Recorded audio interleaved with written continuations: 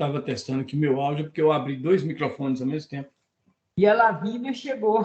Tá doido? Deixa eu abrir aqui para você ver como que ela chegou. Olha lá, olha o jeito que ela chegou. É doida? É doida? Sem dúvida é doida. É doida?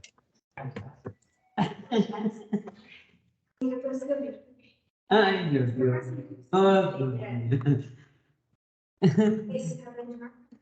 Hã? Ai, ai, ai. Então, vou começar aqui, Clemente. Ok. Gente, nós paramos na última aula na questão número 2. Aqui, talvez você consiga. Pode entrar. Talvez um de vocês aí consiga jogar os coisas mais para a tela aí. O que você acha? Para vocês aí. Porque aqui não. Vê se consegue ajeitar ele aí para chegar no meio da tela. Já estamos gravando a reunião. Boa noite a todos, gente. Hoje nós vamos dar sequência em relação da aula passada. Nós paramos na questão B02 e agora vamos à questão B03 de 2018, ok? Ele diz assim: a cinemática tem como objetivo descrever o movimento dos corpos e, para isso, o observador deve definir um sistema de referência ou referencial em relação ao qual o movimento é analisado. Vamos considerar os movimentos retilíneos de dois corpos, A e B, um deslocando com velocidade constante e outro com velocidade variada, ambos em relação a um ponto O. Em determinado instante, esses dois observadores, A e B, encontram-se separados por uma distância de 15 metros. A está com velocidade igual a 9 metros por segundo. B com velocidade igual a 10 metros por segundo e desacelerando a 4 metros por segundo ao quadrado. Sabendo que ambos estão inicialmente se movimentando em sentidos, em um mesmo sentido, responda: qual a velocidade do B e o sentido no instante do encontro? Qual a velocidade de B em relação a A? Então, essa questão, ela envolve cinemática, só, puramente cinemática, correto? Ela envolve a equação do movimento uniforme, a equação do movimento uniformemente variado e envolve velocidade relativa, que aí já entra uma questão vetorial, né? Então, envolve essas três coisas. Primeiro, vamos fazer uma reta aqui, definindo essa trajetória para a gente aprender, para a gente avaliar, ok? Ó, escrevi aqui uma trajetória. Vou descrever uma posição do A e uma posição do B. A gente sabe que, inicialmente, os dois estão a 15 metros de distância um do outro. E nós vamos ter que adotar um referencial. O que é mais fácil a gente adotar? Adotar o referencial em um deles, né? Porque aí a gente estuda a partir, né, dessa posição do outro. Então, vamos considerar essa posição aqui como sendo do A e esta posição como sendo a posição inicial do B. E vamos ver o que está acontecendo para cada um deles. O móvel A, ele está movimentando, vamos considerar o sentido crescente como sendo esse sentido, ok? Então, esse sentido nós vamos adotar como positivo. Ambos estão no mesmo sentido. Então, nós vamos adotar que ambos estão com velocidades iniciais. Aí, vamos colocar aqui uma velocidade inicial para o A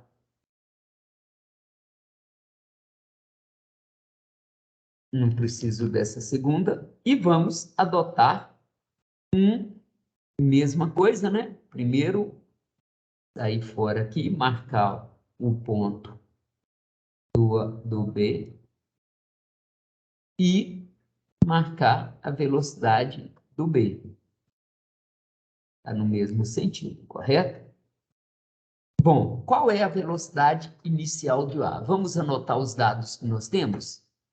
Nós sabemos que a velocidade do A é constante, né? Então, essa velocidade do A vale quanto?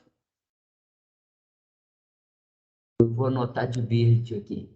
Olha, a velocidade do A, já que é uniforme, eu vou colocar só BA. E ela vale quanto? 9 metros por segundo. Né? A velocidade do B vale quanto?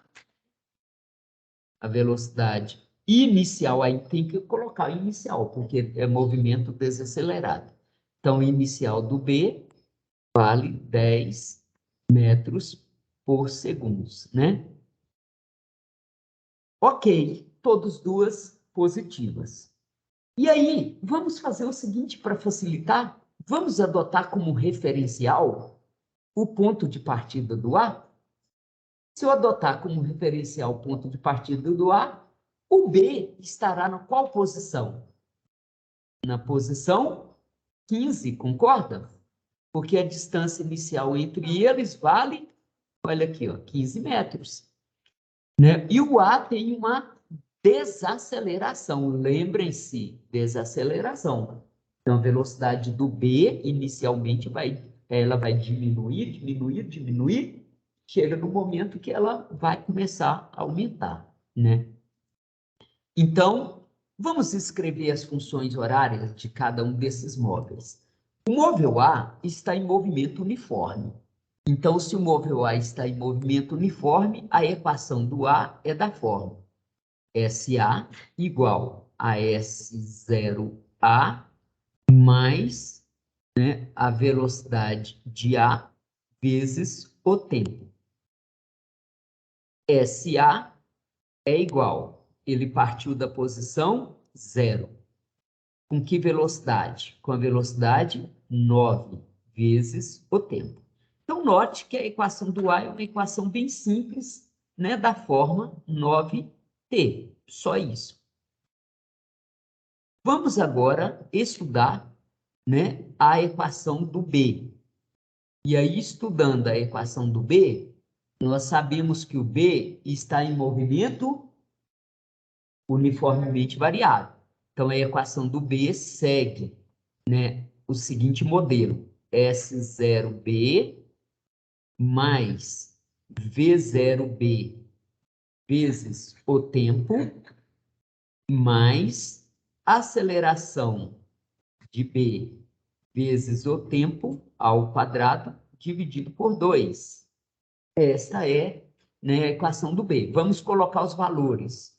Né? Eu sei que a posição final do B é de onde o B partiu? Da posição 15. Então, 15, né? Eu vou deixar para colocar a unidade só lá no final, porque está tudo no sistema internacional. Então, não temos problemas, né, com as unidades. Mas a velocidade do B. A velocidade do B é 10. Tá aqui, ó.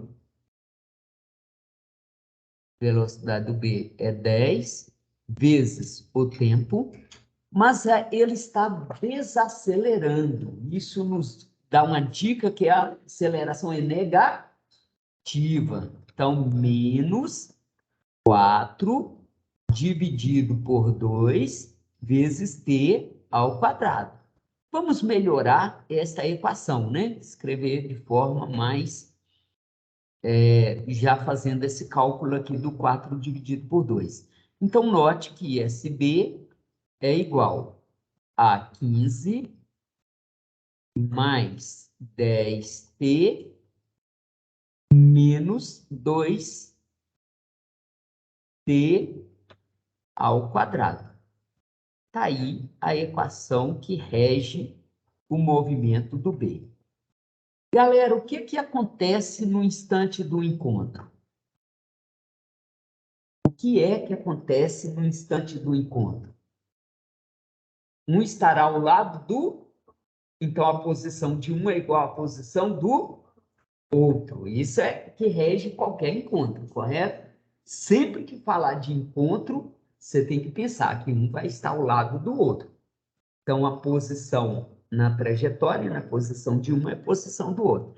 Resultado, nós podemos dizer, então, vou escrever de verde aqui, ó, que no instante do encontro,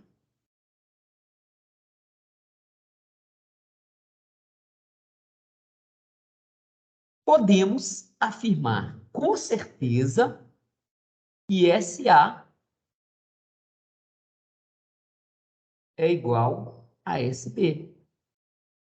Então, vamos igualar as duas equações, né?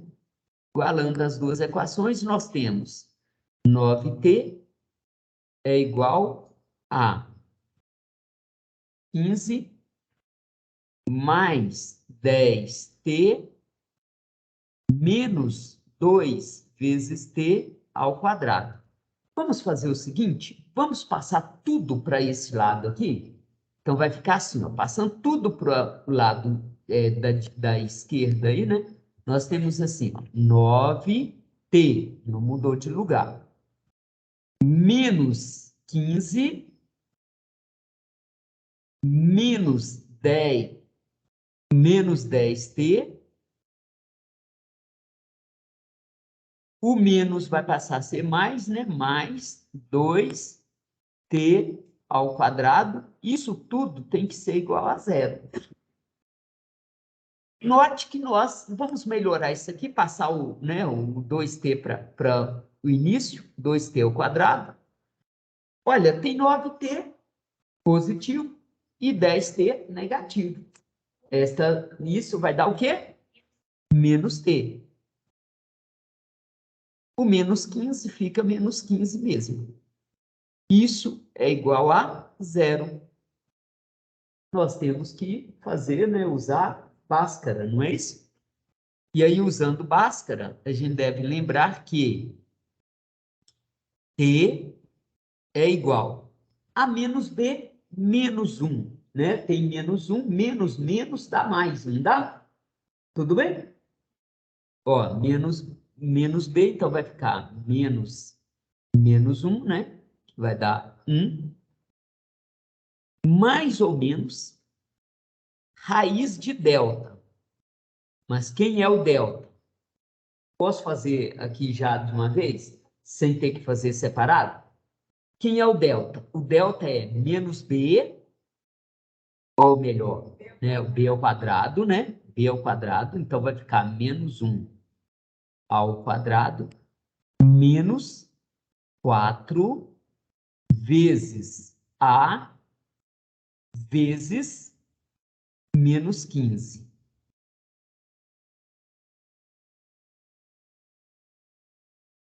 Muito bem. Isso tudo dividido por 2 vezes A, né?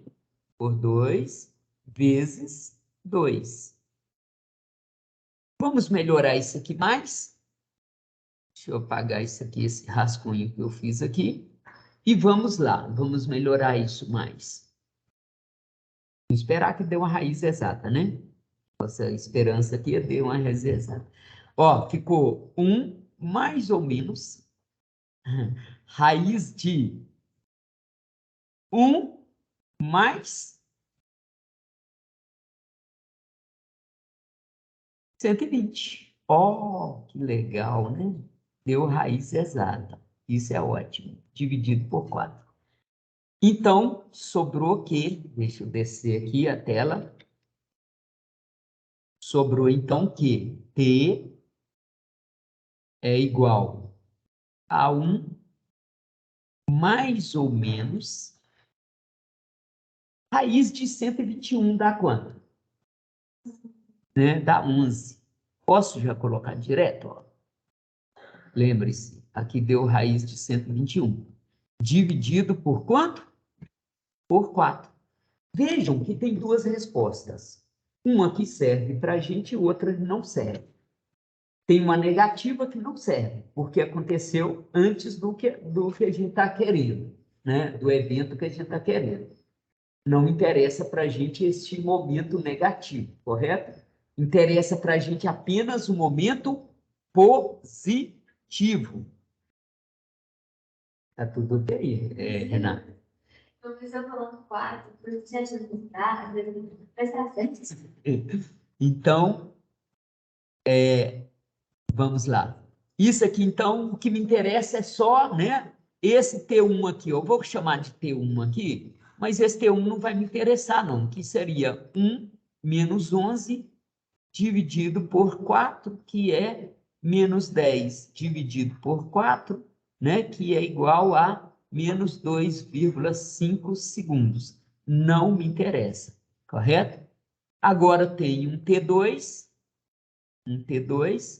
que é menos 1, ou melhor, 1 mais 11 dividido por 4, que dá 12 dividido por 4, mais 12 dividido por 4, vale quanto? 3 segundos. Qual é o instante do encontro, então, gente? Aí vamos escrever aqui, né? Portanto, o momento do encontro vale 3 segundos. Então, o momento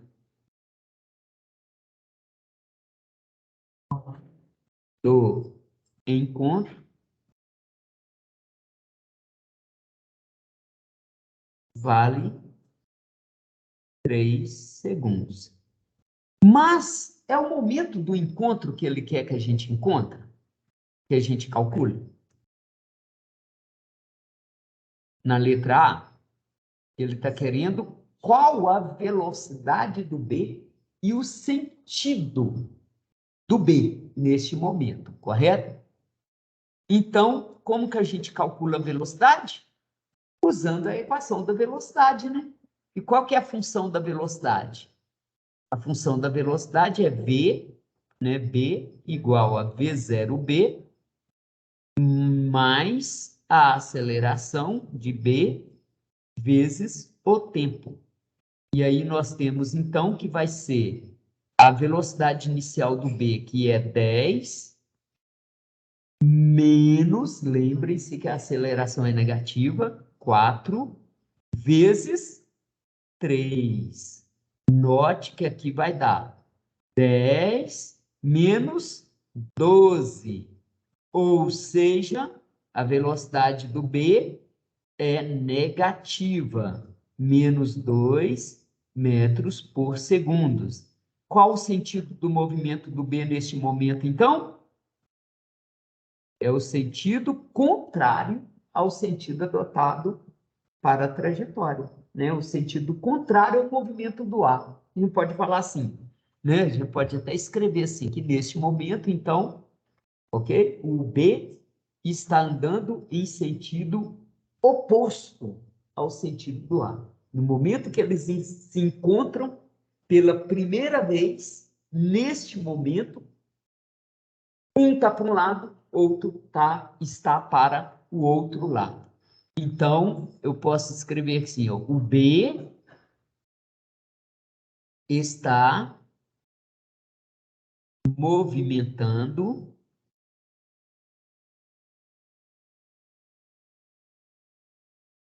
contra o A. O A, esse A maiúsculo. Contra o A. Ficou claro para vocês, gente? Está aí resolvida, então, a letra A. Mas agora vamos à letra B. A letra B pede a velocidade relativa. Aí vamos entrar com a questão vetorial. Lembrem-se que neste momento do encontro, o A está a favor da trajetória, não está? E com que velocidade o A está neste momento do encontro? A mesma que tinha antes, não mudou nada, né? Então, note que o A, aí eu vou traçar uma retinha aqui, o A está nesse sentido, ó. Velocidade do A. E a velocidade do B é contra, né? Quanto vale a velocidade do B? Menos 2 metros por segundo. Opa, para. Ficou, ficou certinho, não, mas dá para entender, né? Não ficou perfeito, não, mas tudo bem. Gente, quem é o vetor relativo? Ah, só que, opa, não é uma soma de vetores. Errado. Errado. Não é uma soma de vetores. Olha aqui, preste atenção. Não, tudo bem, aqui eu estou representando, apesar que aqui eu estou representando só o movimento, né? Eu não estou representando ainda a soma, né? Eu não estou, esqueci desse detalhe. Isso aqui é só o sentido, né? Nesse momento, o B, eu vou até colocar na mesma posição aqui, ó. Nesse momento, o B está para cá, ó, para cá, né? No momento do encontro. Lembrem-se, eles estão lado a lado, concordam? Que nesse momento eles estão lado a lado? Então, aqui estará, eu esqueci de desmarcar aqui, ó.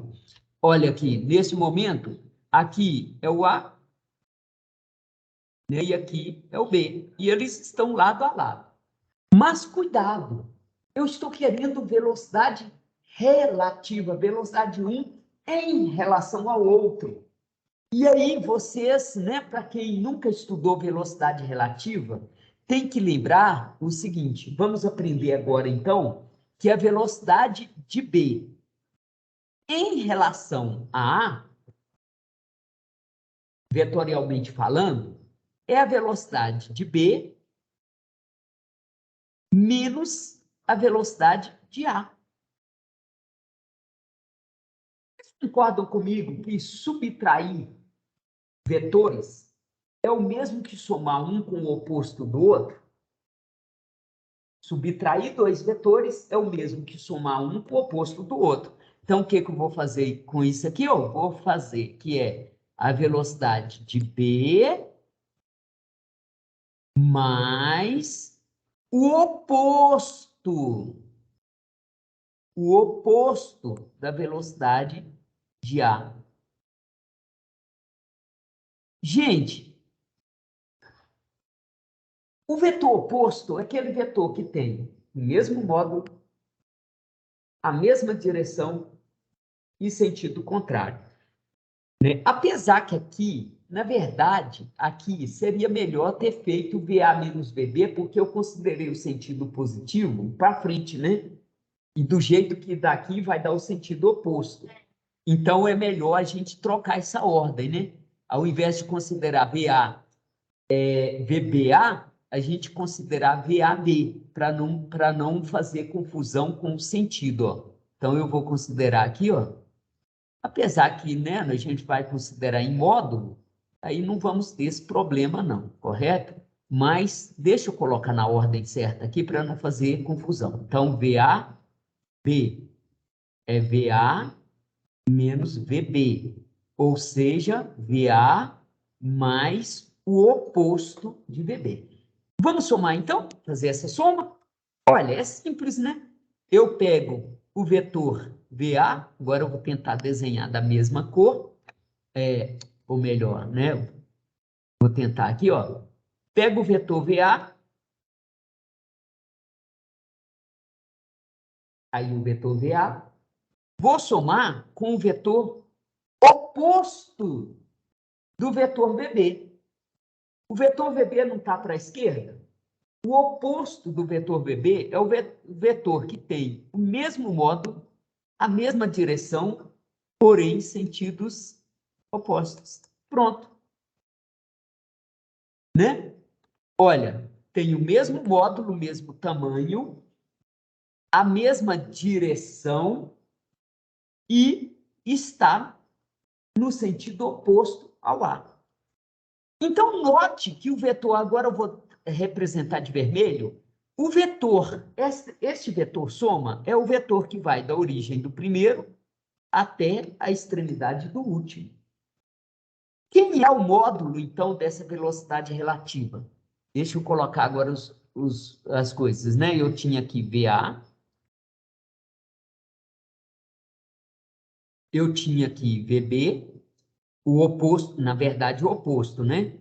Do vetor VB, e aqui eu tenho o vetor VAB. Quanto vale o módulo deste vetor VAB? Olhem para a figura e me respondam. Quanto vale o módulo do vetor AB? É a soma dos módulos, concorda? Não é o tamanho de um mais o tamanho do outro? Então, vai dar o quê? VA mais, cuidado, o módulo é valor absoluto, correto? Então, é valor absoluto, né? Mais o quê?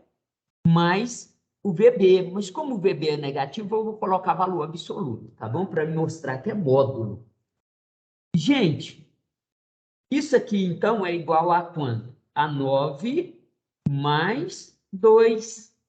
E 9 mais 2 vai dar 11. Né? Você já tinha chegado nesse valor, Lavínia? 11 metros por segundo. Isso aqui, basta você pensar o seguinte: quando você está na estrada, está vindo um carro no sentido contrário, ele não passa muito rapidamente por você, né? Porque soma, as velocidades vão se somar. Chegou a época das aleluia, aleluias. Eu acho que é aleluia. É aleluias. Aleluias, né? É a tanajura do cupim. Correto, chegou. Aqui está cheio, Cleoni, por causa da luz ligada, está enchendo aqui de tanajura de cupim. Ô, Cleoni, quer acrescentar alguma coisa nessa questão? Não, tranquilo, é isso mesmo. Ok. Então, primeira questão, né, terminamos. Vamos à segunda. Aí eu vou abrir uma nova página aqui, vou lá no meu slide e vou pegar o que me interessa, né? Que é a segunda questão aí, vou tentar aqui, ó. Ó.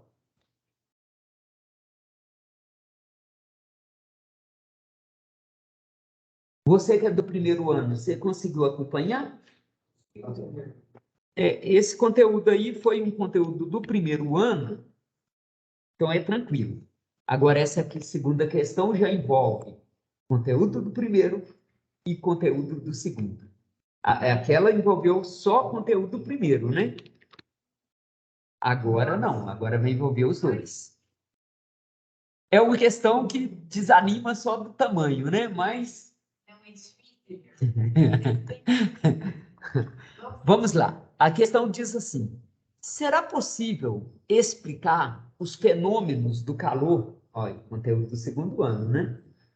Será possível explicar os fenômenos do calor em termos dos movimentos de partículas se interatuando através de forças simples? Perguntaram Infeld e Einstein. E continuaram. Um vaso fechado contém uma certa massa de gás, de ar. Por exemplo, a uma certa temperatura. Elevamos a temperatura pelo aquecimento e, assim, aumentamos a energia. Mas, como estará esse calor relacionado com o movimento? De acordo com essa teoria, que é a teoria cinética, um gás é uma congregação de um número enorme de partículas ou moléculas movendo-se em todas as direções, colidindo umas com as outras e mudando de direção de movimento a cada colisão. Completando aí o que foi dito, essas partículas estão, né, em movimento browniano. É um movimento em zigue-zague, Porque imagina, está indo no caminho, ela encontra com outra, chocou com outra, ela desvia a sua trajetória. Então, é um movimento em zigue-zague chamado movimento browniano. A colisão entre essas moléculas, a gente estudou que quando o gás é um gás perfeito, essa colisão é perfeitamente elástica, ou seja, a conservação da energia durante o choque, né? Caramba! As aleluias estão me atacando aqui, Cleoni. Gente, Por que não? continuando. A colisão das partículas com as paredes do vaso provoca pressão. E quanto maior a temperatura, maior será essa pressão. Como sabemos, trabalho provoca variação de energia de um corpo. Pode-se mostrar que o calor também realiza trabalho mecânico e, portanto, o calor é uma forma de energia. Considerando que um estudante colocou em um vaso cilíndrico fechado de área 100 centímetros ao quadrado, 28 gramas de nitrogênio a temperatura de 100 graus Celsius. O nitrogênio fica contido no recipiente devido ao êmbolo de massa M desprezível que fecha o recipiente. Neste êmbolo foi preso um fio de massa desprezível que passa por polias sem atrito e, em sua extremidade oposta, prendeu-se uma massa de 50 quilogramas, conforme mostra o desenho. Considere a constante universal dos gases como sendo 8,3 joules por mol por Kelvin. A pressão atmosférica local, 10 a quinta newtons por metros quadrados. A gravidade, 10 metros por segundos ao quadrado. E a massa molecular do nitrogênio, 28 gramas por mol. Diminuindo a temperatura do gás para zero, pergunta-se: o que acontece com a massa M? O que acontece com a massa M? Ela fica parada, ela sobe ou ela desce? Por quê? Se a massa movimentar-se, qual será o seu deslocamento? Gente, essa questão envolve tudo que a gente estudou no segundo trimestre, mais um conteúdo lá do primeiro ano. Correto? Então, envolve as duas coisas. Envolve a questão da primeira lei, aqui, envolve a primeira lei da termodinâmica. Talvez se fechar a janela, ela talvez pare de entrar. Envolve a primeira lei da termodinâmica. Envolve o por você nunca rezei tanto. Envolve a primeira lei de Newton. Vamos começar pela primeira lei de Newton. Gente, preste atenção aqui na figura. Pergunto para vocês, quais são as forças que agem no corpo? Peraí, deixa eu sair daqui. Ó, quais são as forças? Somente peso. Ficou 2. Peso. Depois eu tenho que aprender a diminuir essa setinha, que até hoje eu não aprendi, não. Fiz errado, né? Era para cima, não era? Peso e tração. Então, vamos colocar aqui. No corpo, nós temos peso e tração. Tudo bem? Agora vamos pensar aqui neste êmbolo. Vamos raciocinar agora em termos do êmbolo. Quais são as forças que agem no êmbolo? Ah, aqui. Eu acho que é. Vamos ver se deu certo. Eu não precisava ter pagado tudo, não era só. Vamos de novo. Não, é. Vamos lá, vamos ver que eu acho que vai dar certo. Agora ficou tão pequenininho que eu gostei até enxergar. Tá aí, né? O peso e a tração, correto? Então, isso aqui, vou voltar o pincel maior um pouquinho e vou colocar aqui, tirar a setinha, colocar o peso. Tudo bem? Gente, eu vou chamar isso aqui peso do bloco. No ímbolo, quais são as forças que agem no ímbolo? Agora que eu quero ver vocês acertarem. Não tem uma resistência desses gases granulados. Hã? Uma resistência idêntica em gases.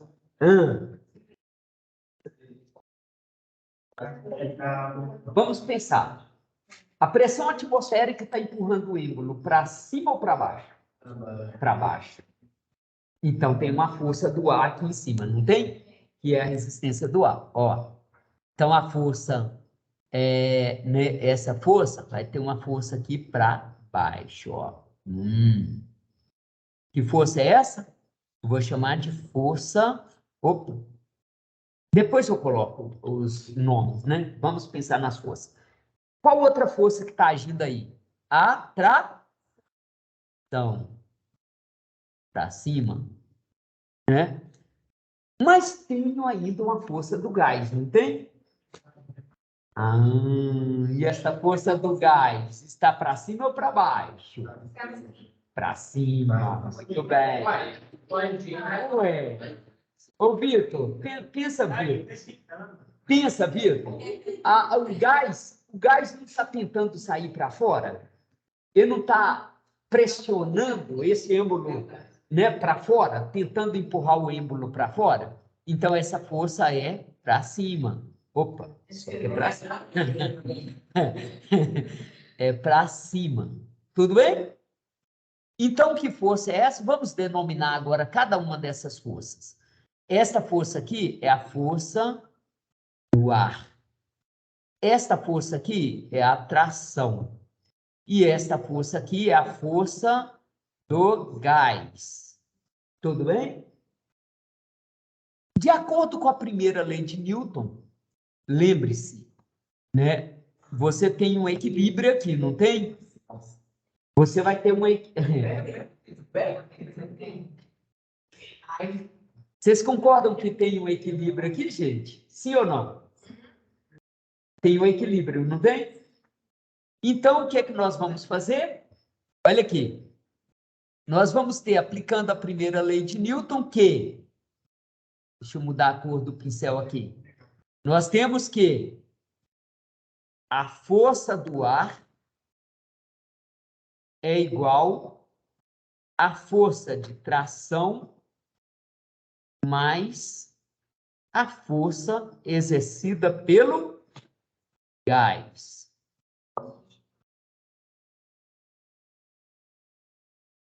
Tudo bem? Tudo bem, gente? Até aí? Né? Tá aí a força, né? A aplicação da primeira lei de Newton. Mas olha o que eu vou fazer. Primeiro, eu quero melhorar. Vocês concordam que a tração é igual ao peso do bloco? Sim ou não? A tração está equilibrando o peso do bloco, não está? Então, eu posso dizer que a força do ar é o peso do bloco sobre... Não, por enquanto só peso do bloco, né? Peso do bloco mais a força do gás. Aleluia, está tirando a atenção do povo aqui na sala, Cleoni. Eu imagino. Aleluia, hoje está cooperando. Gente, olha o que eu vou fazer. Nós não queremos fazer aparecer pressão, hein, gente? Nós não queremos aparecer, fazer pressão ali, Uhum. mas pressão não é força sobre área. Se eu dividir tudo pela área, eu vou conseguir achar a pressão. Então, notem que eu vou ter da seguinte forma, ó. Vou melhorar, vou colocar aqui, ó. A força do ar sobre a área é igual ao peso do bloco sobre a área mais a força do gás sobre a área. Oi. Mais do que Olha a figura. A figura não diz, a primeira lei de Newton não diz que as forças para baixo têm que ser igual a forças para cima? Quantas forças para baixo eu tenho? Só uma. Quantas forças para cima eu tenho? Eu estou olhando o êmbolo. O meu interesse aqui é o êmbolo, não é o corpo, correto? Meu interesse é só o êmbolo. Quantas forças para cima eu tenho? Duas, que é a tração e a força exercida pelo gás. Conseguiu ver? Cadê? Eu fiz errado aqui? Olha, vamos lá. Aplicando a primeira lei de Newton. A força para... Mas a ordem, se eu alterar A igual a B, B é igual a A. é de baixo. É de baixo. Aqui? Não, mas aí eu peguei o outro aqui. Eu estou olhando o bloco agora. Ó. Primeiro, eu olhei Primeiro eu olhei o êmbolo, correto? Mas olhando só o bloco, você concorda comigo que T é igual ao peso do bloco? Eu só substituí, no lugar de T, eu coloquei o peso do bloco. Olha lá. No lugar do T, eu coloquei quem? O peso do bloco. Não, eu só substituí, não fiz mais nada. Eu não fiz mais nada a não ser substituir. Ah, ok. Você viu que eu tive que olhar os dois. Eu tive que olhar o êmbolo, mas tive que olhar o bloco também, né? Para chegar à conclusão que a tração é igual ao peso do bloco, né? Porque senão não chegaria nessa conclusão. Agora, o que eu estou fazendo? Eu estou tentando fazer aparecer pressão. Mas para aparecer pressão, basta eu dividir pela área, concorda? Gente, olha bem, olha uma coisa interessante. Vocês concordam comigo que a força do ar sobre a área é a pressão atmosférica? Concordam, sim ou não? A força do ar sobre a área representa a pressão atmosférica.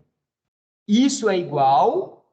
Agora, o peso do bloco sobre a área, eu não vou mudar isso aqui, não. Vai continuar peso do bloco sobre a área. Mas a outra, eu posso mudar também, não posso? O que é a força exercida pelo gás sobre a área? É a pressão exercida pelo gás. Então, isso aqui eu posso... Cuidado vocês confundirem peso agora com pressão. Peso é P maiúsculo. Pressão é P minúsculo, tá bom? Então, notem que aqui vai ser a pressão do gás, ó, P minúsculo, tá bom? Tudo bem, gente? Tudo bem? Vamos achar esses valores? Porque a gente tem condições de achar esse valor, não tem? O que vocês acham? A gente tem condições de achar esse valor ou não? Vamos ver, o que a gente conhece aqui? Eu conheço o peso do bloco, sim ou não? Conheço, porque eu conheço a massa, né? Eu conheço a área do êmbolo, sim ou não? Quanto vale? Cuidado, está em centímetros. Se está em centímetros ao quadrado, eu tenho que transformar para metros quadrados. Como que a gente transforma centímetros quadrados para metros ao quadrado? 1 centímetro ao quadrado é o mesmo que 1 vezes 10 elevado a menos 4 metros ao quadrado. 1 centímetro ao quadrado é o mesmo que 1 vezes 10 elevado a menos 4 metros quadrados. Para quem esqueceu, eu gosto de sempre fazer uma coisa, né? Que é aquela retinha, né? Toda vez que você esquecer, você não tem problema. Você vem aqui, ó. Olha aqui, faz aquela retinha. Quando você faz aquela retinha, você tem metros. Opa! Ó, você tem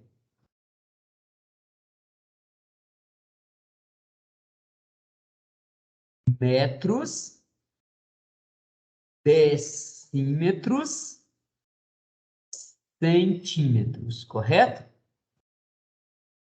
Eu tenho um aqui. Então, aqui eu vou ter um zero, aqui eu vou ter um zero. Então, eu posso falar que eu posso dizer que 1 centímetro é igual a 0,01 metros. Tudo bem, gente? Olha lá, ó. Tem uma vírgula que eu trago. 1, 2. Trago essa vírgula para cá. Fica 0,01 metros. Mas, quando eu trabalho com pressão, não é metros, é metros ao quadrado. Então, nós vamos fazer uma nova reta aqui agora, e agora representar o metro quadrado. Então, lembrem-se agora que nós temos metros ao quadrado, decímetros ao quadrado, centímetros ao quadrado. Se eu colocar um aqui, nós teremos, como é o quadrado, quantos zeros eu tenho que colocar? 2. Então, 2, 2. Tudo bem? Aí a vírgula está aqui, ó. Nós vamos trazer 1, 2, 3, 4. Então, eu posso dizer que, né, podemos dizer perfeitamente que 1 centímetro ao quadrado é o mesmo que 0,0001 metros ao quadrado. Mas isso é igual a quanto? A 10 elevado a menos 4 metros quadrados. Correto? Né? Você tem 1 vezes 10 elevado a menos 4, porque andou com a vírgula 1, 2, 3, 4 para a direita. Toda vez que eu ando para a direita, o expoente é negativo. Tá bom? Andei para a direita, passei do menor para o maior, o expoente é negativo. Se eu passar do maior para o menor, o expoente é positivo. Tá bom? Então, primeira coisa importante, isso aqui foi só um rascunho, só para a gente relembrar, né? Essa conclusão. Eu vou apagar isso aqui, então, vou apagar tudo de uma vez só. Opa! Ó, apagar tudo de uma vez, foi só um lembrete. Então, agora nós sabemos, né? Nós chegamos à conclusão que 1 centímetro ao quadrado, ou melhor, 100 centímetros ao quadrado vai ser 100 vezes 10 elevado a menos 4 metros ao quadrado. Vamos escrever isso aqui para a gente guardar? Então, voltando o pincel, olha, eu sei que 100 centímetros ao quadrado é o mesmo que 100 vezes 10 elevado a menos 4, o quê? Metros quadrados. Eu não vou melhorar isso aqui não, porque vocês vão ver que isso vai me ajudar a cortar depois os zeros. Por isso que eu vou deixar assim, correto? Então, agora vamos substituir valores que nós temos? Gente, eu conheço a pressão atmosférica? Sim ou não? Quanto vale? Muito bem. Então, vamos substituir os valores que a gente conhece? Ó, eu sei que a pressão atmosférica vale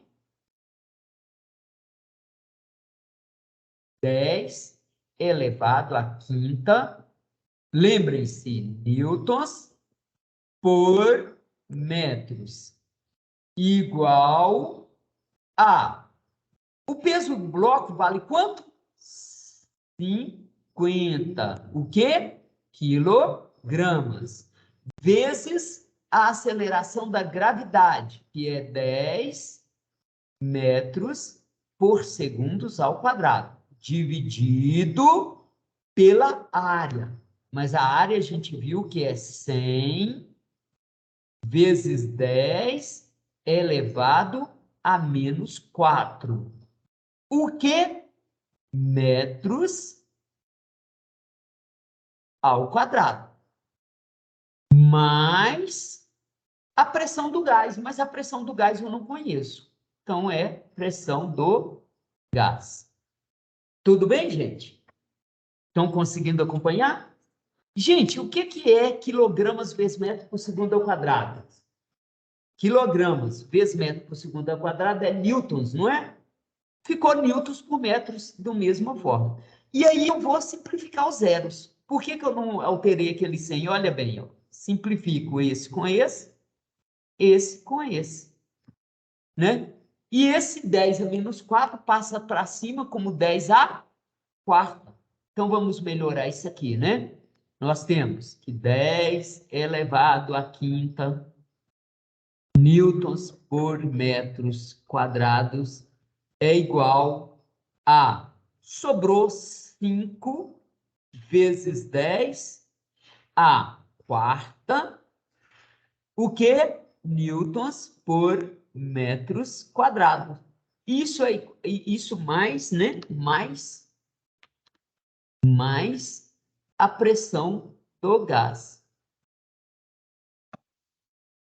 Muito bem. Melhorou um pouquinho. Que nós vamos passar esse 5 vezes 10 à quarta para o outro lado da igualdade agora. Tá bom? Então, preste atenção comigo. Vai ficar, então. Olha, vocês concordam comigo que 5 vezes 10 à quarta, à quinta, vocês concordam comigo que isso é 10 vezes 10 à quarta? Sim ou não? Por que eu fiz isso? Para ficar 10 à quarta e 10 à quarta, né? Porque se não ficar potências iguais, eu não posso fazer a soma. Eu preciso de potências iguais. Eu só posso somar laranja com laranja. Eu não posso somar laranja com, né, com outra coisa. Então, é isso que você deve entender. Então, o que é 10 à quinta? É 10 vezes 10 à quarta. Newtons por metros quadrados menos 5 vezes 10 à quarta newtons por metros quadrados. Isso é igual à pressão do gás. Acabamos de achar a pressão do gás. Então, pressão do gás vale quanto? Quanto dá 10 menos 5? Dá 5, né? Então, 5 vezes 10 à quarta, o quê? Newtons por metros quadrados. Pronto, achamos a pressão do gás. Gente, agora raciocine comigo. Vamos usar agora o por você nunca rezei tanto. Vocês lembram que a pressão vezes o volume? Vamos tentar responder essa pergunta aqui. Apesar que, olha bem, vamos tentar responder essa pergunta. Diminuindo a temperatura para zero. Vocês concordam comigo que a pressão do gás é constante? Vocês conseguem enxergar isso na figura, que a pressão do gás é constante? O gás esfriou. Na hora que ele esfria, o que vai fazer? Ele vai puxar, né, o êmbolo para baixo. Ou seja, na verdade, o ar atmosférico, a pressão lá dentro, ficou tendenciosa a diminuir, mas a pressão atmosférica, existe uma pressão atmosférica que empurra o êmbolo para baixo. Então, você concorda comigo que essa massa vai subir? Concorda? que na hora que eu esfriar o gás, essa massa vai subir? Então, eu já posso concluir que essa massa vai subir. Por que que ela sobe? Porque para a pressão do gás não alterar, a pressão é constante, portanto, a transformação é isobárica. Isobárica, porque está havendo um equilíbrio aqui, gente, entre essas forças. Essas forças não estão mudando. Raciocinem comigo, ó. Se a força do ar não mudou, porque o ar está no mesmo lugar. O peso do bloco não mudou. Ora, se a força do ar não mudou, a força do bloco não mudou, a força do gás também não pode mudar. Concordam comigo? Então, a força do gás é constante. Ora, se a força do gás é constante, eu posso afirmar com certeza que a pressão do gás é constante. Então, concluímos que essa transformação é uma transformação isobárica, correto? Então, primeira coisa aqui respondendo, primeiro respondendo a letra A. Então, vamos lá. Respondendo a letra A, eu posso dizer que o bloco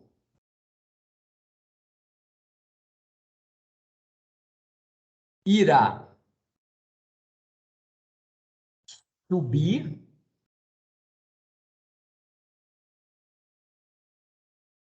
ok?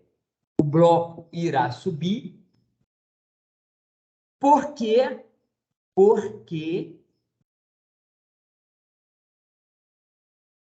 com a redução, eu vou até colocar com outras palavras, porque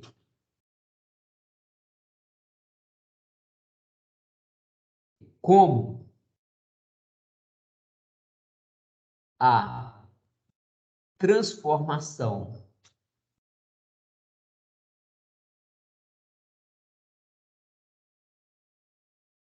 é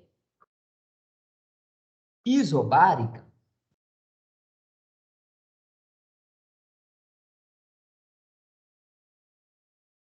com a redução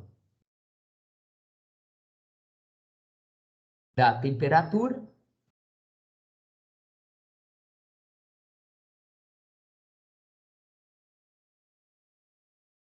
o volume do gás diminui.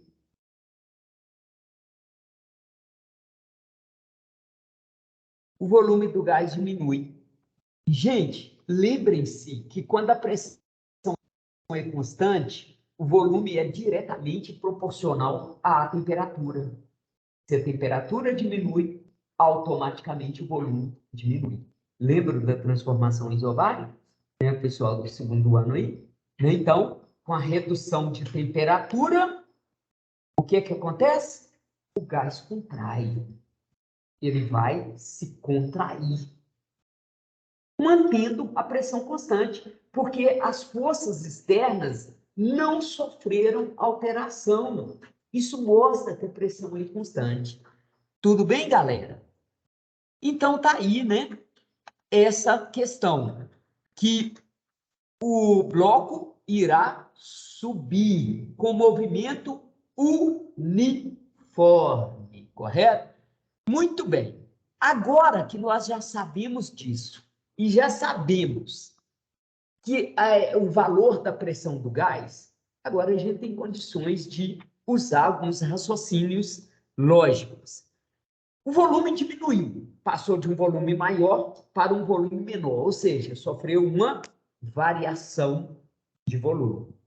E aí vamos raciocinar aqui, ó. Eu sei que a pressão vezes o volume é igual ao número de mols vezes a constante universal dos gases vezes a variação de temperatura. Tudo bem? Não, vezes a temperatura, né? Aqui é só a temperatura, correto? Mas vocês concordam que o mesmo que eu fiz Para o volume e temperatura, eu posso fazer usando a variação? Vocês concordam comigo que a pressão vezes a variação do volume? Se eu tenho variação do volume, eu terei também variação da temperatura. Então, eu posso dizer que isso é igual a N vezes R vezes ΔT. Olha, quando eu tenho volume, eu tenho temperatura. Mas se eu tiver variação do volume, eu terei variação da temperatura. Cuidado, eu posso fazer isso quando a pressão é constante, tá bom? Tudo bem, galera? Então, essa pressão aqui é a pressão do gás. A gente já conhece essa pressão. A gente conhece o número de mols? Vamos ver se a gente conhece o número de mols. O cara usou 28 gramas de nitrogênio. Mas eu sei que a massa molar é 28 gramas por mol. Se ele usou 28 gramas e cada 28 gramas equivale a 1 mol, quantos mols ele usou? 1 mol. Então, eu conheço o número de mols. A constante também eu conheço e a variação de temperatura eu conheço. Vamos pensar. A temperatura passou de 100 graus Celsius para quanto? 0 graus Celsius. Vamos usar essas ideias, então? Vamos lá. Olha, eu conheço a pressão, não conheço? Quanto vale a pressão? 5 vezes 10 elevado à quarta. Vezes a variação do volume. Isso é igual ao número de mols vezes 8,3 vezes, cuidado, a temperatura passou de 100 para 0, então é 0 menos 100. Tudo bem, gente? Então, daqui nós vamos encontrar que, ó, vou passar ΔV, então vai ser igual a 8,3 vezes menos 100, dividido por 5 vezes 10 elevado à quarta. Vocês concordam que esse 100 eu posso cancelar com 100 que está aqui embaixo? Ó, eu posso melhorar isso. 8,3 vezes menos 100, dividido por quem?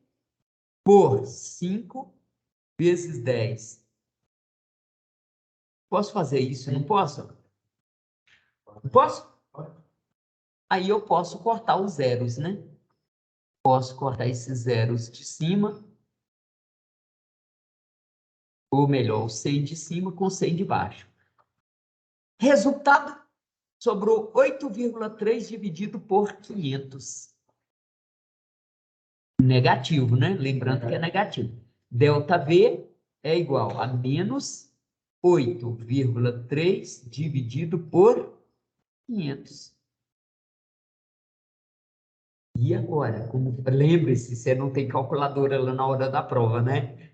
Então, vamos tentar fazer essa conta usando o manual mesmo? Usando o manual, 500. O que é que eu tenho que fazer? O que é que eu tenho que fazer aí? Eu tenho que colocar... corta a vírgula, né? Posso colocar um zero aqui, não posso? E tiro essa vírgula. Muito bem. Tiro a vírgula. Só que 83 é menor do que 5.000, né? O que é que eu vou fazer, então? Um zero aqui. Jogo um zero aqui. Jogo mais um zero aqui. Jogo mais um zero aqui. Já dá para dividir? Ah, agora já dá, né? 1, né? 1 vai dar 5.000. Subtraindo vai dar 0. 0, meu zero não ficou de baixo. 3. 3. Vamos mais um pouquinho, né? Coloca mais um zero aqui. 6. 6 vezes nada, nada. 6 vezes nada, nada. 6 vezes nada, nada. 6 vezes 5, 30. E subtraio, né? Subtraindo, sobrou quanto? Aqui deu 0. Sobrou 3, 0, 0, 0. E aqui deu 0, né? Muito bem, sobrou 3.000. Só que agora eu vou colocar mais um 0. E aí vai dar 5. 5 vezes nada, nada. Ah, não, 6. 6. Que 5? Eu não sei por que eu coloquei 6. 6. 6 vezes nada. De novo. 6 vezes nada, nada. 6 vezes nada, nada. 6 vezes nada, nada. Ó, bateu certinho, né? Ó, 0. Muito bem. Então, sobrou o quê? Que ΔV é igual a quem? A menos 0,0166. Acabou, né? O quê? Metros. O quê? Cúbico. Gente, olha bem. Olha o interessante, ó. Ele fala assim, ele está querendo a variação do volume? É a variação do volume que ele está querendo, gente? Não, ele não está querendo, ele está querendo deslocamento. Mas pense comigo, o gás contraiu, diminuiu, né, a altura. Então, ele sofreu um deslocamento. É só lembrar que um cilindro, como calcula o volume de um cilindro? A área da base vezes a altura. Vamos usar essa, né? Olha, vamos usar essa ideia, então? Deixa eu ver se eu consigo. Aqui que eu já terminei de fazer, eu vou apagar isso aqui, porque eu já terminei de fazer esse rascunho. Vou apagar isso. Gente, raciocinem comigo, ó. Eu sei que, ó, interessante, né? Eu sei que volume, variação do volume, é a área da base vezes a variação da altura, que é o deslocamento, concorda? Que é o deslocamento, que é o que está querendo. Então, é só lembrar que 0,0... Eu não preciso mais preocupar com o sinal, porque vocês vão ver que vai ser... Eu vou achar um valor absoluto agora, correto? Eu não preciso mais preocupar com o sinal, porque eu sei que isso é redução. Então, eu vou pensar só no valor absoluto, correto? Ó? Pensar só no valor absoluto. Então, 0,0166, isso é igual à área. Lembram que a área era 100 vezes 10 a menos 4? Isso é vezes a variação da altura. Lembrem-se, valor absoluto também, correto? Valor absoluto. Muito bem. Então, notem, galera. Notem que nós temos que ΔH vai ser igual a 0,0166 dividido... Galera, olha o que vai dar isso.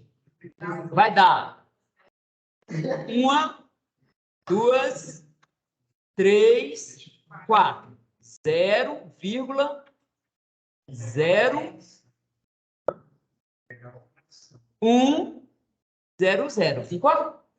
Sim ou não? Vocês concordam? Não, eu estou só colocando os dois zeros aqui só para a gente ver quantas casas andou. É 4 casas. 1, 2, 3, 4. Ah, vamos fazer o seguinte? Multiplicando por 10.000 em cima, 10.000 embaixo, vai ficar 166 dividido por... Ou melhor, 1,66 dividido por 1, né? Ah, bobeira. É melhor facilitar aqui, ó. Ó, multiplico por 100. Multiplico por 100 em cima, sobrou 1,66.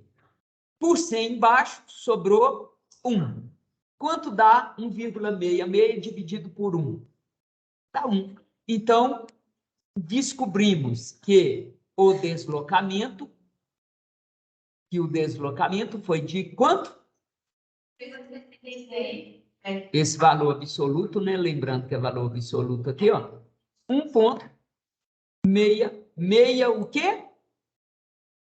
Metros. Pronto, resultado. Calculamos o deslocamento sofrido pelo M.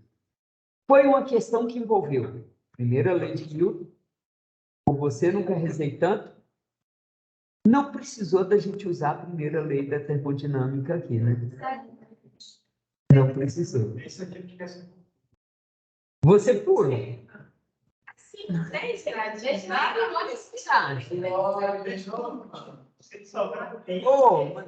Ô, Cleoni, quer comentar alguma coisa, Cleoni? O que você achou dessa questão, Cleoni? Essa questão é muito bacana. Aí, ó. Envolve muita coisa, né? Mas ela é muito bacana. Questão muito bacana mesmo. Não achou? Ô, gente, a aplicação da primeira lei de Newton do conceito de pressão e do por você nunca receitando. É porque na hora a gente não lembra disso, né? A gente não chega no lugar de depressão. Eu também, nem pensar. O mais difícil aqui é chegar na pressão. Vocês concordam? Concordo com vocês, porque a gente teve que partir da força para chegar na pressão. É a parte mais difícil que tem aqui na questão. Não é uma questão simples, não. O Cleoni está falando aqui, gente. Pode falar, Cleoni. Não, eu só falei que não é uma questão simples, não. Não é, não. Essa questão realmente não é simples.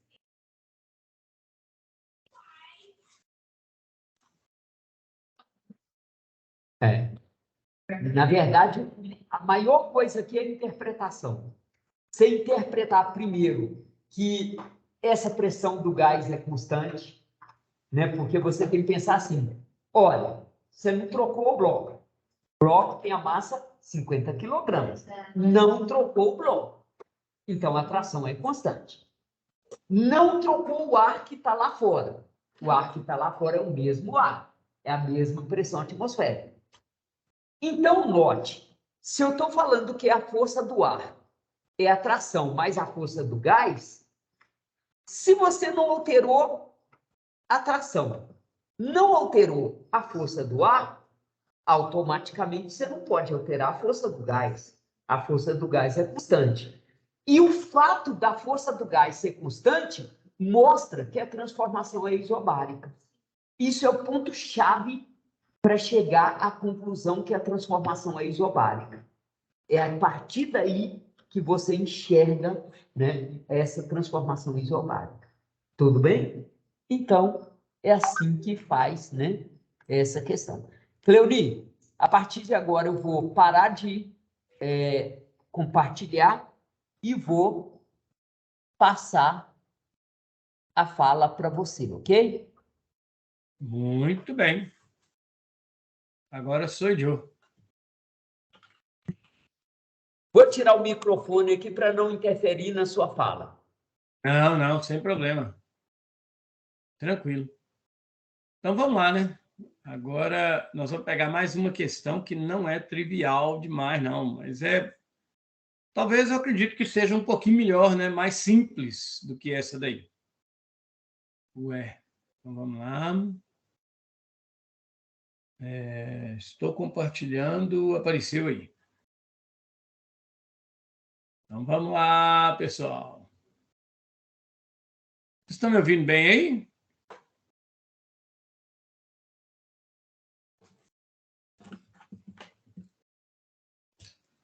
Ô, Cleoni, pode falar Oi. que nós estamos ouvindo sim, ok? É porque vocês aí picotaram um pouquinho aqui para mim, mas foi muito pouco. Então, a internet daí é que está com problema. Então, eu vou... Mas aqui sua fala está normal até agora. Não, beleza. Então, vamos embora. Ok, vou desligar o microfone de novo. Eu não vou ligar a câmera, não, para não pesar. Então, atenção, pessoal. Vamos lá para mais uma dor de cabeça, né? Essa aí é uma questão que envolve, né, o que nós já vimos no primeiro ano, os meninos do primeiro ano aí estão lembrados, né, a máquina de Atwood, tá ok? Só que com algumas nuances aí, né? Alguns detalhezinhos a mais, para ficar mais apimentado. Um aparelho que pode ser usado para estudar o movimento dos corpos consta de 2 pesos, cada um de massa M, maiúsculo, igual a 100 gramas, presos entre si por um fio inextensível, que passa por uma polia fixa, veja a figura. No instante inicial, a massa da esquerda está em contato com o solo e a da direita está a uma altura de 5 metros do solo. Como as massas são iguais, não existe movimento. Então, sobre a massa da direita, coloca-se um sobrepeso de massa eminho, 50 gramas. Com a colocação deste sobrepeso, o sistema entra em movimento, conforme indica o desenho. Quando o corpo da direita desce, o sobrepeso vai se enganchar no suporte. O suporte tem uma altura de 4 metros. E quando o sobrepeso fica aí preso, liberando a massa da direita desse peso extra, o sistema volta a ficar somente com as massas emão da direita e emão da esquerda, presas pelo fio. Considere G igual a 10 e responda. Qual a velocidade da massa da esquerda no instante em que o sobrepeso fica enganchado no suporte?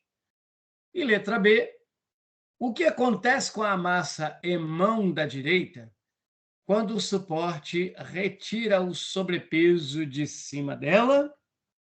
Essas são as perguntas que nós iremos responder nessa questão que, como eu já disse para vocês, não é trivial, mas talvez seja muito mais simples do que a anterior. Tá bom? Então, vamos lá. Bom, então aqui nós temos uma questão que, de fato, envolve uma máquina de Atwood, tá ok? Eu vou dar uma copiada aqui numa área para mim tirar essa questão e a gente poder trabalhar com ela, tá ok? Eu vou copiar aqui esta figura, beleza? E vou colar essa figura aqui. Aqui nós temos a figura da imagem, ó, a figura da questão, tá beleza? Então, vejam só, ele cita no texto, no enunciado, uma roldana fixa.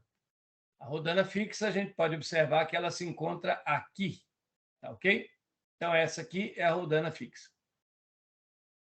Essa roldana fixa está sendo percorrida aqui por uma corda que liga os blocos emão e emão, tá ok? De acordo com o enunciado, a massa emão é de 100 gramas. A massa de eminho é de 50 gramas. Tá ok? Então, vamos lá fazer uma molecagem aqui. Bom, como isso aqui é uma máquina de Atwood, né? A pergunta da questão diz o seguinte, né? Que quando você coloca essa massa eminho aqui em cima, esse lado se torna mais pesado do que esse. Consequentemente, esse lado tende a descer. Tá ok? Eu vou marcar aqui para a gente poder ter uma referência que esse lado vai se dirigir para baixo. Consequentemente, esse lado aqui vai se dirigir para cima. Bom, isso aqui vai partir do repouso, pois a própria questão diz aqui, né, que no instante inicial, tá, os dois estão sem a existência de movimento. Então, tudo parte do repouso, e com o desequilíbrio da máquina, nós vamos ter aqui descendo e aqui subindo. Então, nós já sabemos, para todos os efeitos, que as velocidades iniciais aqui dessa galera inteira valem 0, beleza? E o que ele quer saber? A questão pede primeiro que a gente calcule a velocidade final, né? A velocidade que esse bloco aqui, ó, pendurado, vai ter quando ele chegar aqui neste suporte e esse bloquinho M ficar preso a ele. Ou seja, o bloquinho M vai sair daqui de cima e esse vai passar a andar livre. Eu quero saber com que velocidade que ele vai chegar aqui, nesse ponto. Lembrando que esse ponto está a exatamente 1 metro abaixo da altura inicial, que é essa aqui, ó. Repare que a altura inicial é de 5 metros. E, portanto, na hora que o bloquinho chegar aqui, nós vamos ter uma altura final que será de 4 metros. Eu vou guardar isso, né? Nós temos uma altura inicial 5 metros, uma altura final de 4 metros. Eu estou considerando essa altura final, pessoal, porque nós estamos interessados na velocidade do bloquinho quando ele chegar nesse ponto aqui. Beleza? Bom, logicamente, se o bloco está partindo do repouso e adquiriu uma velocidade, nós temos uma situação que envolve variação de velocidade. Então, se nós temos uma variação de velocidade, inevitavelmente nós estamos mexendo com um movimento variado, correto? Esse movimento variado, portanto, possui inevitavelmente uma aceleração. E essa aceleração, pessoal, nós vamos encontrar resolvendo a máquina de Atwood, tá? Nós vamos descobrir com que aceleração esse conjunto desce e esse bloco sobe. Como que nós vamos resolver para encontrar essa aceleração? Bom, para resolver a máquina de Atwood, né, o que a gente tem que fazer? A gente faz, lidando com leis de Newton, aquilo que a gente sempre fez a vida inteira. Primeira coisa, representar as forças que agem em cada situação. Então, eu vou representar aqui o bloquinho de massa M, esse que está aqui à direita, no chão. Vou representar aqui o outro bloco de massa M, que é esse que está pendurado aqui em cima. E vou representar aqui o bloco de massa M, né, que não tem esse formato, não, mas eu vou deixar ele com esse formato aqui, tá? Só para simplificar a figura. Quem são as forças que agem aqui? Então, vamos lá. Nesse bloco que está aqui no chão, ok? Quais serão as forças que vão agir sobre ele? Uma vez que eu coloquei esse bloco de massa M aqui em cima, né? Esse bloquinho começa a subir. Então, inevitavelmente, ele perde o contato com o solo. Passam a atuar sobre ele as seguintes forças. Uma força para cima, causada pelo fio, uma força para baixo, provocada pela atração da gravidade, ou a atração gravitacional. Essa força provocada pela atração gravitacional, nós já sabemos que é a força peso. Para mim não gerar confusão, eu vou chamar esse bloquinho aqui, ó, de A, esse aqui de B e esse aqui eu vou chamar de C. Então, no meu bloquinho A, eu vou ter o peso do bloquinho A. Note que existe aqui para cima uma tensão em função da existência de uma corda. E eu repito a vocês, a partir do momento que a máquina funciona, ou seja, a partir do momento que eu coloco esse bloquinho de massa M aqui em cima, todo o sistema começa a funcionar. Então, nós perdemos o contato deste bloco aqui, ó, com o solo. A perda do contato com o solo faz com que sobre ele não haja mais uma força normal, tá ok? Então, eu não represento a força normal aqui. Quando que essa força normal vai estar presente? quando esse bloquinho de massa M minúsculo não estiver sobre o bloquinho de massa M maiúsculo, porque aí todo o sistema vai estar, no caso, em equilíbrio. E é fácil mostrar até que, mesmo estando em equilíbrio, nós podemos mostrar que essa força normal ela vale 0. Tá? No final da resolução da questão, se vocês quiserem e achar que é conveniente, eu mostro para vocês que, mesmo sem o bloquinho M aqui em cima, a força normal vale 0. Tá ok? Bom, nesse bloquinho M que está pendurado, nós vamos ter as seguintes forças. Vejam só. Nós vamos ter, de novo, o peso puxando esse bloquinho para baixo, beleza? Nós vamos ter uma tensão puxando esse bloquinho para cima. E reparem que há mais uma força. Além da tensão, que é provocada pela corda, além do peso do bloquinho B, nós vamos ter que, sobre esse bloco que eu chamei de B, existe um outro bloco que é o C. Então, esse bloco C vai estar empurrando esse bloco B para baixo. Vai estar aplicando sobre ele uma força aqui para baixo.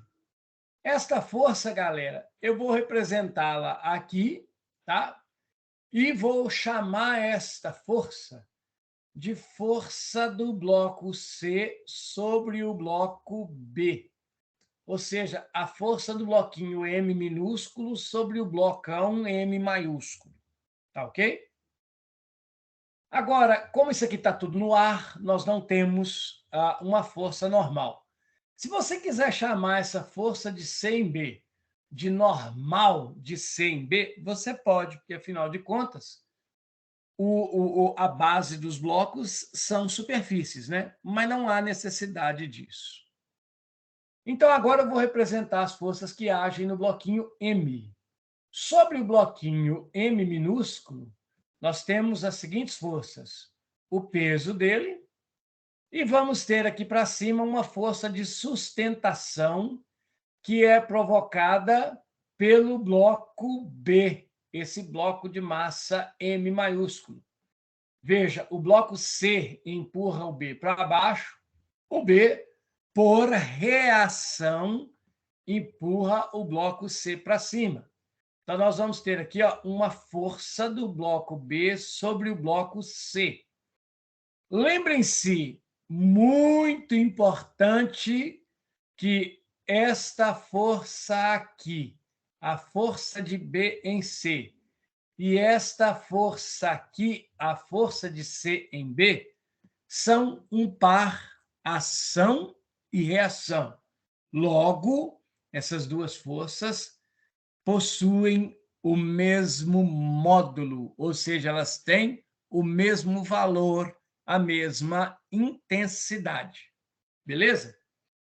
Bom, então, nós temos aqui uma representação de todas as forças que agem nos bloquinhos, tá?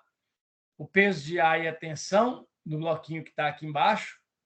O peso de B, a tensão e a força de C em B, no bloquinho pendurado.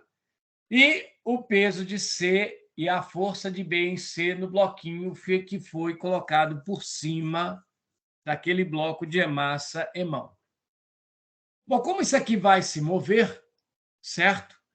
E vai haver uma aceleração, nós podemos ter a certeza de que nós estamos mexendo com uma situação que envolve a segunda lei de Newton. E todos sabem que a segunda lei de Newton é aquela que nos diz que, quando a força resultante que age em um corpo é não nula, esse corpo sofrerá uma aceleração que será inversamente proporcional à sua massa. Todo esse enunciado a gente sabe que pode ser resumido, sintetizado pela seguinte expressão: força resultante é igual a MA. Não é isso? Isso aqui é a expressão matemática que expressa a segunda lei de Newton. Tá ok? Bom, qual que é o problema? Eu não sei aceleração, então não há como achar a força resultante usando aceleração, uma vez que eu não sei aceleração. Eu também não sei a força resultante ainda. Então, também não dá ainda para achar qual é a aceleração. Então, nós vamos, olhando os vetores que estão aqui representados, nós vamos determinar qual é a força resultante que age em cada bloco, tá ok? Em cada um dos blocos. E para fazer isso, a gente vai lembrar o seguinte, que nós temos vetores que apontam em sentidos contrários em todos os blocos, e temos aqui, no caso, vetores que apontam no mesmo sentido, que possuem mesma direção e mesmo sentido. Nós já sabemos, de maneira direta, vamos ser bastante direto, que quando você tem vetores opostos, a força resultante é o maior menos o menor. E quando você tem mais de um vetor com o mesmo sentido, você soma os vetores e pensa nos lados opostos. O lado oposto que for maior, nós vamos fazer esse lado menos o lado menor. Enfim, o que nós vamos ter que fazer aqui? Lembrem-se primeiro o seguinte, o bloco que estava aqui no chão, ele vai ser jogado para cima. Ele tende a se mover para cima. Então, eu vou representar aqui em cada bloco qual que é a tendência de movimento dele. O bloco que está no chão vai se mover para cima, o que está pendurado vai se mover para baixo e, logicamente, aquele que foi colocado sobre ele também vai se mover para baixo. Então, o que significa esse bloco adquirir um movimento para cima? Bom, se ele estava parado e passou a se mover para cima, significa que ele está sendo puxado com uma força maior para cima do que aquela que está o puxando para baixo. Então, se a força de cima está vencendo a força de baixo, a gente pode falar que a força resultante nesse bloco A, que está aqui, ela é dada pela tensão menos o peso desse bloco A. Tá ok? Estou usando aquela situação de vetores opostos, usando o vetor maior menos o vetor menor. Tá ok? Então, aqui a tensão é maior porque o bloco irá para cima.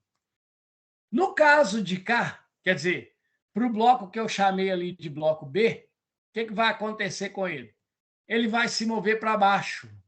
Significa que, se ele vai descer, as forças que estão puxando ele para baixo vencerão aquela força que está puxando o bloco B para cima. Logo, eu posso afirmar, sem medo nenhum, que a força resultante no bloco B ela é dada por quem? Pelas forças que puxam ele para baixo juntas. Ou seja, o peso de B mais a força de C sobre B, essas duas juntas, menos aquela força que o puxa para cima, que no caso aqui está perdendo a guerra, né? Está perdendo aqui para as forças que puxam para baixo. Então, a força resultante em B, a soma das que puxam para baixo, menos aquela que puxa para cima. Mais uma vez, eu estou fazendo isso porque o bloco vai descer. No bloquinho pequeno, que também vai descer, eu posso falar que a força resultante sobre o bloquinho C, né, ela é dada pela força que o puxa para baixo, o peso de C, menos aquela força que o puxa para cima, que é a força de B em C. Então, vejam, analisando a situação dos vetores, eu consegui, expressar e representar aqui a força resultante que age em cada bloco, só usando aquele raciocínio de força maior menos força menor. Tá ok? Agora, o que nós temos aqui? Vejam bem, eu tenho aqui uma expressão, eu tenho aqui outra expressão, e eu tenho aqui outra expressão. O que essas expressões estão me dizendo? Elas estão me fornecendo, para cada bloco, quem é a força resultante. Se eu sei a força resultante que atua no bloco, eu posso unir essas três expressões com a segunda lei de Newton, que diz que força resultante é igual a MA. Então, o que eu vou fazer aqui agora para resolver a questão? Onde aparece a expressão força resultante, nessas três equações, eu vou substituir pela expressão MA. Porque, veja, força resultante é MA. Então, eu vou tirar esse força resultante em A aqui fora e, no lugar dele, vou colocar MA. Como a massa do bloco A é M maiúsculo, então eu vou escrever aqui que M maiúsculo vezes A é igual a T menos o peso do bloco A. Aqui no bloco B, repare que a massa dele é M maiúsculo. M vezes A é igual o peso de B mais a força de C sobre B. Isso menos o T. Força resultante de C, eu vou substituir isso pelo meu MA. Só que no caso de C, o M não é emão, é eminho. Então, eu vou colocar aqui que eminho vezes A é igual o peso de C menos a força de B sobre C. Então, reparem aqui agora, galera, que eu estou com três expressões matemáticas que envolvem a aceleração, que é o que eu quero encontrar, e que eu tenho que resolver todas ao mesmo tempo para descobrir qual que é o valor de aceleração que se adequa às três expressões.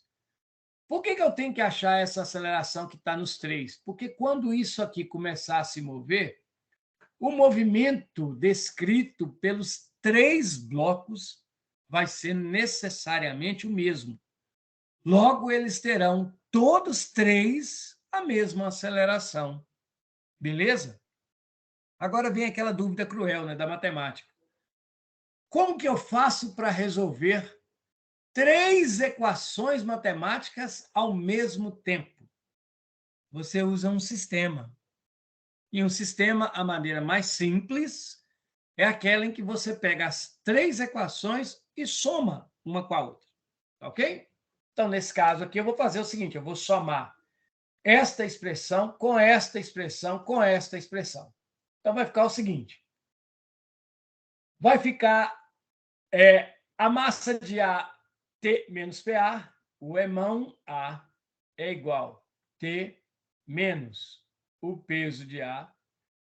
Vou escrever aqui embaixo. O emão A é igual a PB mais FCB. Eu vou tirar o parêntese aqui, uma vez que isso aqui é uma soma. A presença desse parêntese ou não vai alterar nada. E vou colocar aqui menos T. Agora, vou pegar a terceira equação, eminho A, que é igual ao peso de C menos a força de B em C. E eu vou, então, pegar essas três equações e somar. Beleza? Pessoal, tem um detalhe aqui muito importante. Lembrem-se que essas duas forças são ação e reação. Então, deixa eu chamar a atenção para isso aqui. A FCB e a FBC são iguais. São o nosso par, ação e reação. Então, como trata-se de um par ação e reação, e elas têm o mesmo valor, eu vou fazer uma pequena simplificação. Veja que se eu tenho um valor positivo e o mesmo valor negativo, a soma disso vai dar zero. Então, eu vou simplificar esta força com esta. E note que eu tenho aqui um mais T e aqui um menos T, que eu também posso simplificar, porque as tensões são iguais. Professor, por que as tensões são iguais? Porque quando você tem uma corda só, a tensão em todos os pontos dessa corda é a mesma, tá ok? Então, o que sobra aqui para a gente nessa bagunça toda? Sobra o seguinte, vai sobrar aqui o seguinte, emão A mais emão A mais eminho A vai ficar emão A mais emão A mais eminho A.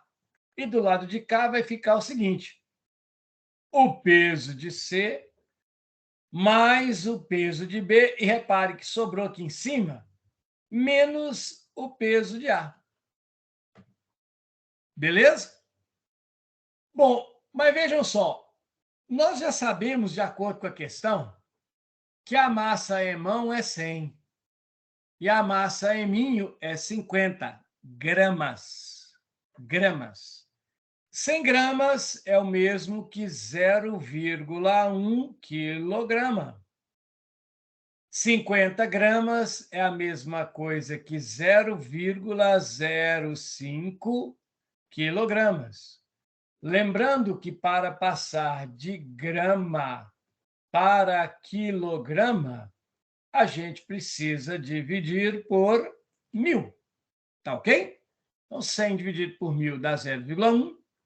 50 dividido por 1.000 dá 0,05. Então, quer dizer o seguinte, olha só, 0,1, 0,05. Vamos fazer uma substituição. O E-mão é 0,1 A. O E-mão, 0,1 A. O E-minho, 0,05 A. Isso é igual. O peso de C. Quem que é o peso de C? É a massa vezes a gravidade.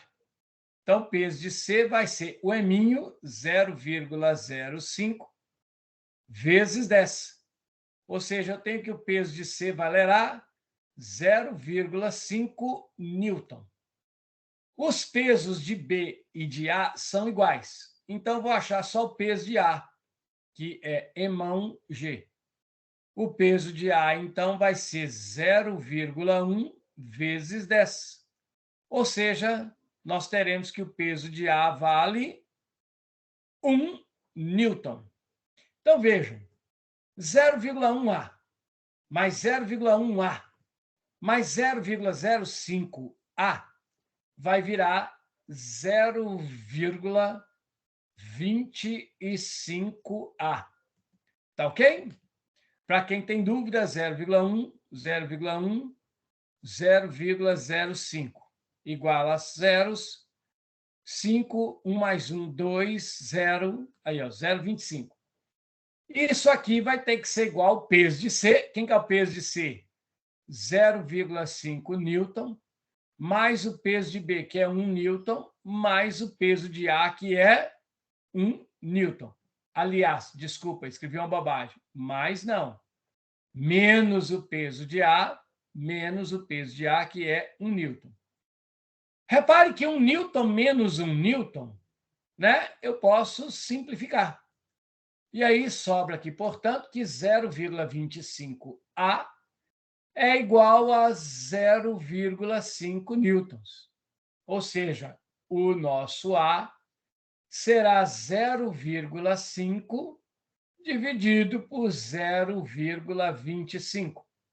Pessoal, 0,5 dividido por 0,25, cara, 0,25 é metade de 0,5, não é? Então, você pode pegar 0,5. Se você multiplicar, tá?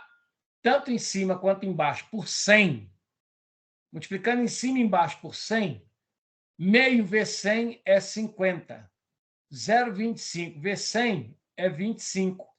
Conclui-se que o resultado disso é 2 metros por segundo ao quadrado. Então, nosso sistema de máquina de Atwood vai se mover com uma aceleração de 2 metros por segundo ao quadrado. Caramba! Professor, pergunta. E aí? Nós respondemos alguma coisa? Nós não respondemos nada. Nós não respondemos nada por quê? Porque na letra A se pede para a gente achar qual que é a velocidade da massa da esquerda quando o sobrepeso ficar enganchado aqui nesse suporte. Caramba! Então, nós achamos apenas a aceleração com que esse conjunto vai descer. Mas lembre-se que esse conjunto vai descer de 5 metros para 4 metros. Então, nós vamos ter aqui, ó, uma variação de altura, um ΔH, que é a altura final menos a altura inicial. Nós vamos ter um ΔH de 4 menos 5, ou seja, nós vamos ter um ΔH que vale menos 1 metro. Então, vamos descer ali 1 metro de altura. Bom, como é que eu vou fazer para me achar, então, a velocidade? Bom, nós vamos achar a velocidade. Reparem que nós não temos aqui tempo. E, de acordo com o movimento uniformemente variado, nós temos as seguintes equações do movimento uniformemente variado, ou do movimento variado. Quem são essas equações? Primeiro, a definição de aceleração, ΔV sobre ΔT. Essa expressão a gente sabe que é V menos V0 sobre ΔT, ou seja, daqui eu tiro o famoso vi você atrás do toco, não é isso?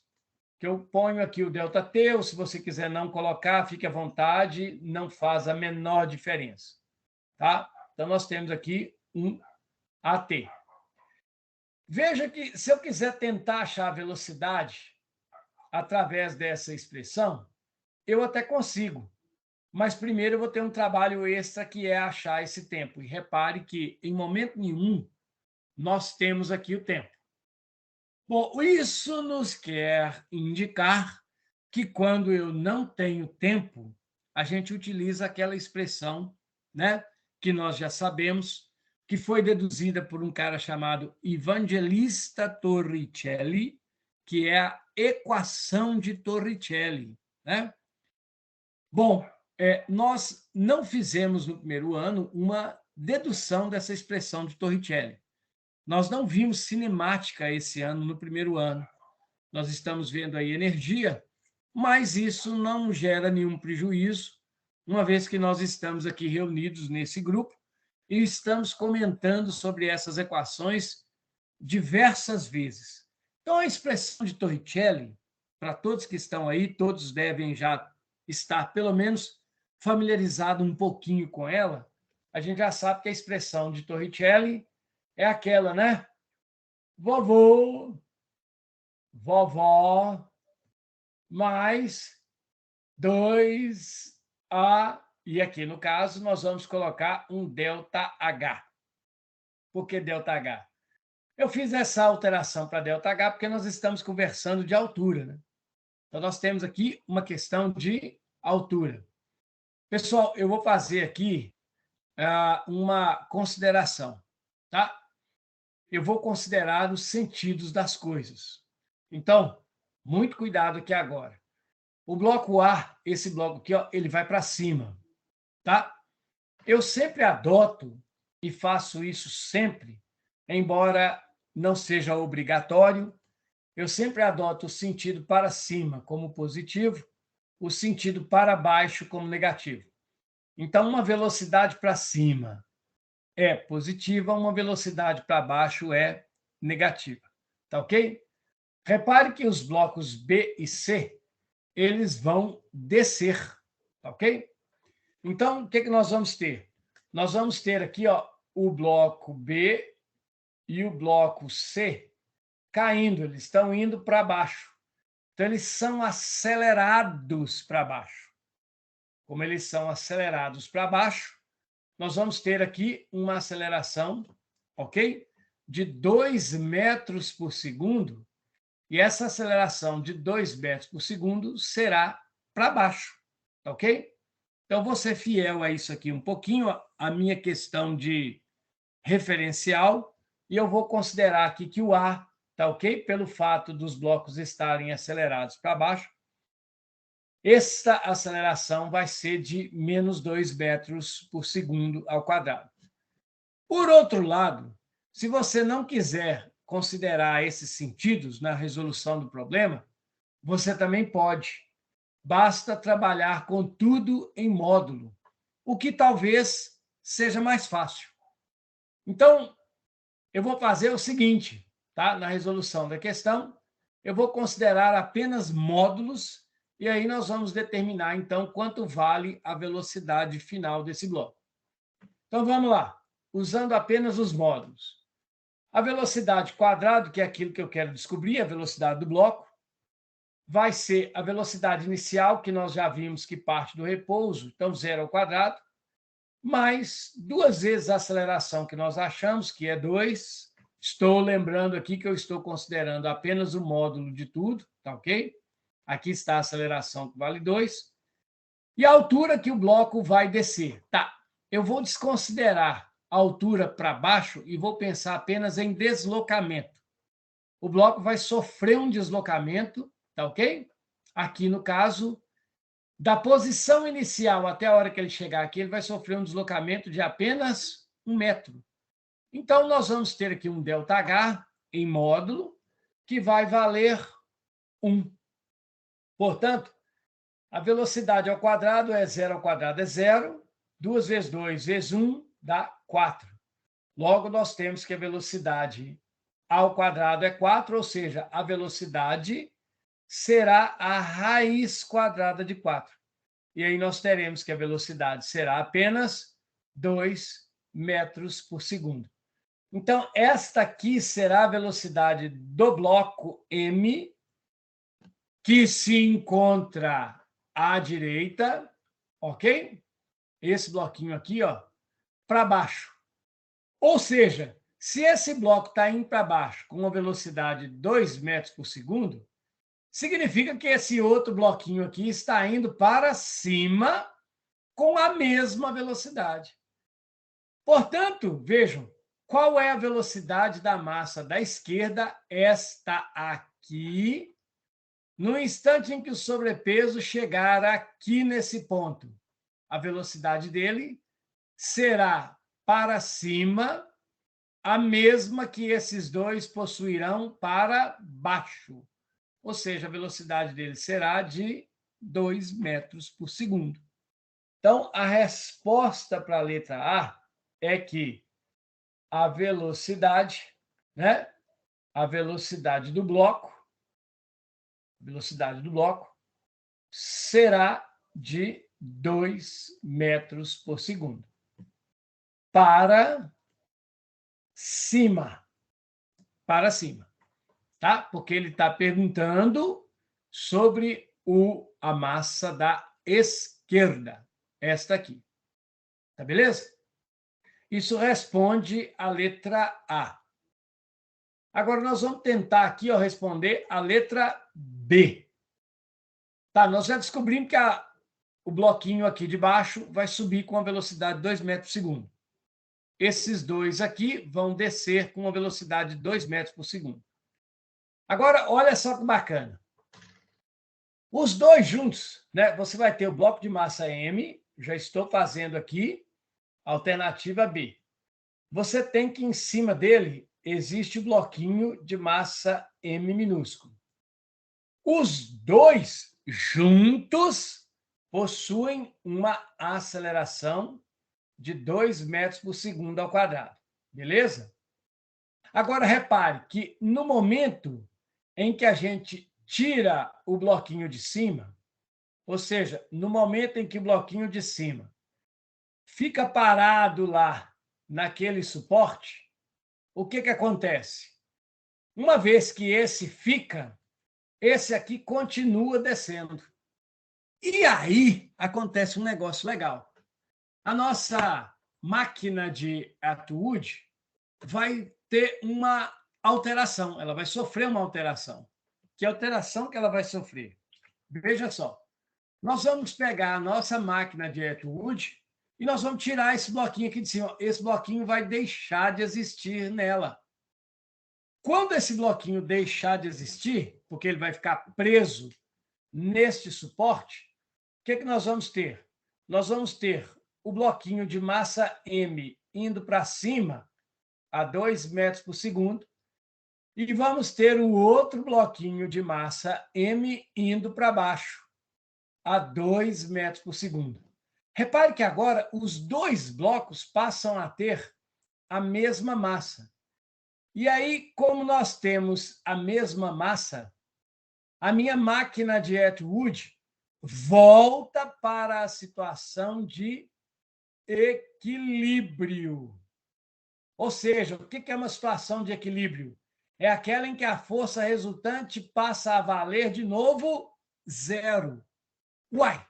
Mas se a força resultante passa de novo a valer zero, nós temos que força resultante não é MA, então, se isso aqui é zero, é necessário que esse produto volte a ser zero também. E isso só acontece quando o A for zero, porque a massa não será zero. Logo, se o A é zero, ou seja, se o bloco não tem mais aceleração, nós passamos a ter um movimento muito especial, que é o chamado movimento uniforme. E aí, os blocos continuam... Lembra da primeira lei de Newton? Lembra da primeira lei de Newton? Se a força resultante que age em um corpo for nula, se ele estiver em repouso, ele fica em repouso, e se ele estiver em movimento, ele continua em movimento retilíneo uniforme. Então, os blocos continuam em movimento retilíneo uniforme. Logo, o bloco M da direita vai continuar a se mover para baixo com a velocidade de 2 metros por segundo, constante. Então, para a letra B, o bloco se moverá para baixo com velocidade constante de 2 metros por segundo. Tá ok? Esta é, portanto, a resposta da alternativa B. Deu para entender aí, galera? Geraldino, alguma consideração? Pode ficar à vontade. Não, Cleone. E nós vamos ter que parar por essa questão, né? Porque já 8h32. Ok. Aí, na próxima aula, a gente termina essa prova de 2018, tá bom? Não, essas duas questões, né, que nós fizemos aí agora, elas são demoradas mesmo. Eu espero que os meninos tenham seguido aí, né? Não, mas eles conseguiram seguir aqui, sim. Aqui, ô Cleoni. Oi. Então, vou parar de gravar aqui, ok? Beleza. E